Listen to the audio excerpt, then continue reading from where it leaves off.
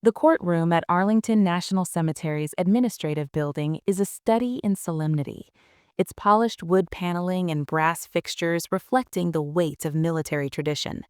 Rows of officers in dress uniforms sit in silence, their eyes fixed on the defendant's table, where Sergeant Elias Kane, a tomb guard of the 3rd U.S. Infantry Regiment, stands rigid in his immaculate dress blues.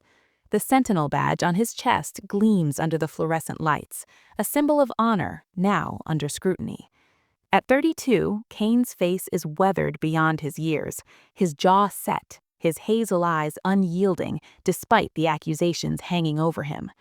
The gallery buzzes with whispers from reporters and military personnel, all drawn to the unprecedented trial of a tomb guard accused of desecrating the tomb of the unknown soldier. Before we dive into this story, where are you watching from? Let us know in the comments. And if you believe that values like honor, courage, and sacrifice still matter, join us in keeping their legacy alive. Judge Advocate General Colonel Lawrence Whitaker, a stern man of 55 with a neatly trimmed mustache and a chest full of medals, earned mostly in boardrooms, presides from the bench. His voice cuts through the room like a blade. Sergeant Elias Kane, you stand accused of abandoning your post at the tomb of the unknown soldier on the night of March 14, 2025, an act of gross misconduct and desecration of a sacred duty. How do you plead? Kane's voice is steady, each word deliberate. Not guilty, sir. The gallery shifts uncomfortably. Major Rachel Torres, Kane's defense counsel, rises from her seat beside him, a sharp-eyed woman of 38, her dark hair pulled into a tight bun. She radiates confidence despite the uphill battle.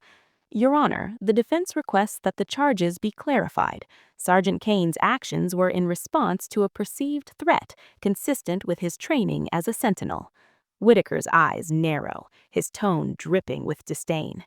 Major Torres, the tomb guard's duty is absolute. 21 steps, 21 seconds, no deviations. Your client left his post without authorization. That's not protection, that's dereliction. Torres holds her ground. With respect, Your Honor, the prosecution's narrative omits critical context. We intend to prove Sergeant Kane acted to safeguard the tomb.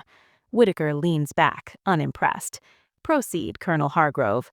Colonel James Hargrove, the prosecutor, a wiry man with a hawkish face, steps forward. He gestures to a technician who activates a screen displaying grainy security footage.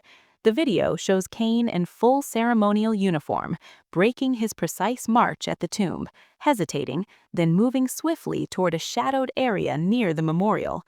The timestamp reads 00047. Hargrove's voice is clinical. On the night in question, Sergeant Kane abandoned his post for nearly 3 minutes, violating the sacred protocols of the tomb guard. This footage is undeniable proof of his failure. Torres interjects, her voice firm. Objection, Your Honor. The footage lacks context. Sergeant Kane was responding to a suspicious object as per his training under Sentinel Protocol 17. Whitaker's gavel cracks. Overruled. The court will hear the prosecution's case. Continue, Colonel. Hargrove paces before the bench. Sergeant Kane, you've served as a tomb guard for 3 years, correct? Kane nods. Yes, sir.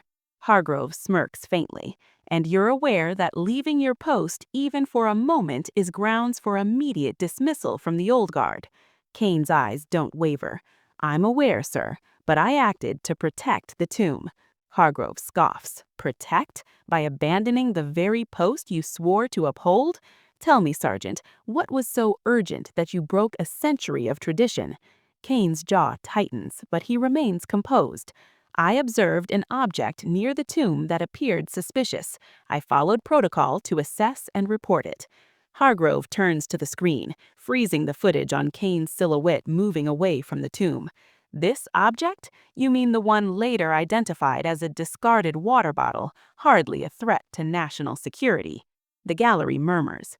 Torres rises again. Your Honor, the prosecution is misrepresenting the situation. At the time, Sergeant Kane had no way of knowing the object's nature. His actions were prudent. Whitaker's voice is sharp. Major, your client's judgment is not on trial, his actions are.